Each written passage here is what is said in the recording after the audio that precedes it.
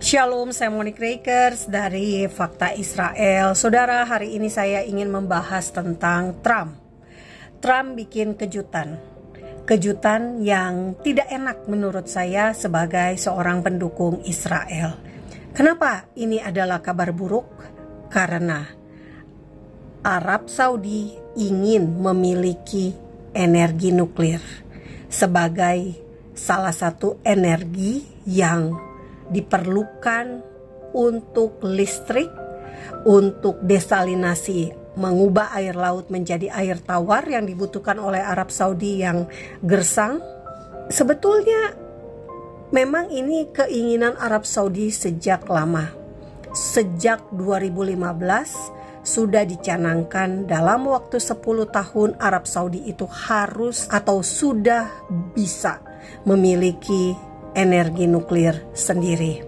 Masalahnya adalah di masa Biden, pemerintahan Amerika Serikat menekankan Arab Saudi hanya boleh memiliki energi nuklir untuk kebutuhan sipil, untuk kebutuhan energi saja, bukan untuk senjata, jika Arab Saudi menormalisasi hubungan dengan Israel.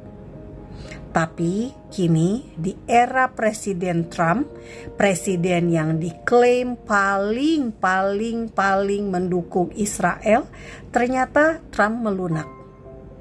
Trump memutuskan atau pemerintahan Trump memutuskan untuk membolehkan Arab Saudi memiliki energi nuklir untuk sipil tanpa normalisasi dengan Israel. Nah, Arab Saudi memang sudah menyatakan jauh-jauh hari. Salah satu dari keluarga kerajaan Arab Saudi, ia menyebutkan jika Iran boleh memiliki nuklir, maka Arab Saudi juga harus dibolehkan memiliki nuklir juga. Jadi memang secara geopolitik di Timur Tengah ada dua kutub.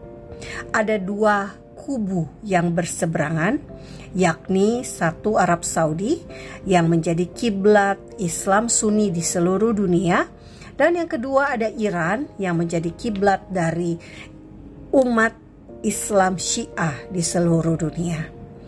Nah, karena ada dua kutub ini, maka jika salah satu kutub mempunyai nuklir dan saat ini kemampuan nuklir Iran sudah sampai pada tahap bisa membuat senjata nuklir. Iran sudah bisa memperkaya uranium untuk membuat senjata nuklir. Yang jelas memang Iran selama ini memusuhinya Israel, bukan memusuhi Arab Saudi. Jadi yang ketar-ketir dengan pengayaan nuklir Iran tentu saja Israel. Nah, tetapi secara geopolitik Arab Saudi takut pada Iran jika Iran punya kemampuan nuklir dalam hal militer.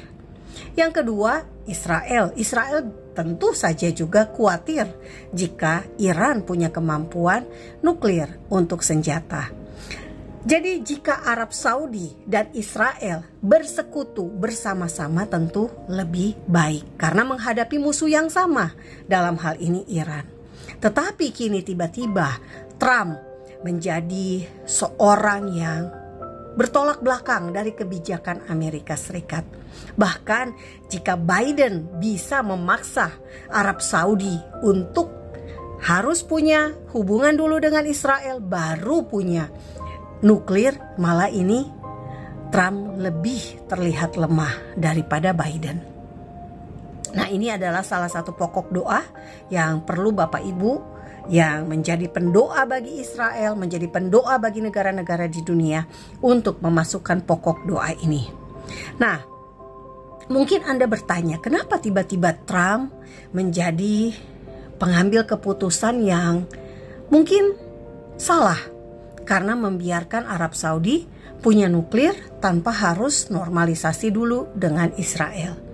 Jawabannya adalah karena Arab Saudi ternyata sudah menemukan kandungan uranium yang cukup banyak di negaranya. Berkat kerjasama dengan Cina, akhirnya Arab Saudi punya kemampuan untuk menjual uranium. Nah, uranium ini adalah bahan baku nuklir. Nah, karena mereka punya potensi ini, maka mereka ingin menjual uranium tersebut. Jadi ini juga ada potensi keuntungan materi, keuntungan dari bisnis yang ingin mereka raup. Nah, lalu ini kan Arab dengan Cina gitu ya. Nah, seperti biasa Amerika pasti nggak ingin kalau Cina memonopoli uranium tersebut. Faktor lainnya adalah Arab Saudi pernah mengancam jika ia tidak diberikan akses untuk nuklir, maka ia akan membeli nuklir dari Pakistan. Pakistan adalah salah satu negara Islam dan negara ini punya kemampuan nuklir secara senjata nuklir. Artinya, Amerika harus berupaya berada di pihak Arab Saudi untuk mencegah Arab Saudi menjual uraniumnya kepada Cina atau membeli nuklir dari Pakistan. Arab Saudi harus dirangkul oleh Amerika agar negara ini tidak lebih condong ke Cina atau ke Pakistan. Tentu saja fakta Israel setuju jika Arab Saudi lebih merapat kepada Amerika Serikat, bukan ke Cina atau ke Pakistan, karena Amerika tentu bisa lebih dipercaya daripada Cina atau Pakistan. Karena Cina juga menjual sejumlah teknologi nuklir kepada Iran yang jelas-jelas musuh dari Israel. Nah, jadi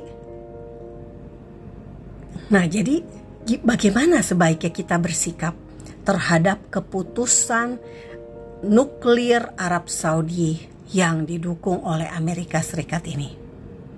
Fakta Israel tentu saja berharap Arab Saudi harus dipaksa punya hubungan dengan Israel lebih dulu. Jika tanpa hubungan dengan Israel, maka Arab Saudi bisa menjadi musuh, bukan menjadi sekutu. Karena itu, jika ia bisa punya uranium, punya nuklir, punya kemampuan memproduksi senjata nuklir, alangkah lebih baiknya Arab Saudi bersahabat dulu dengan Israel dan Amerika. Amerika harus menjadi pembawa damai, bukan menjadi pembawa kekacauan di Timur Tengah. Salam damai dari Fakta Israel. Damai hanya bisa tanpa teroris. Am Yisrael Hai. Bangsa Israel hidup.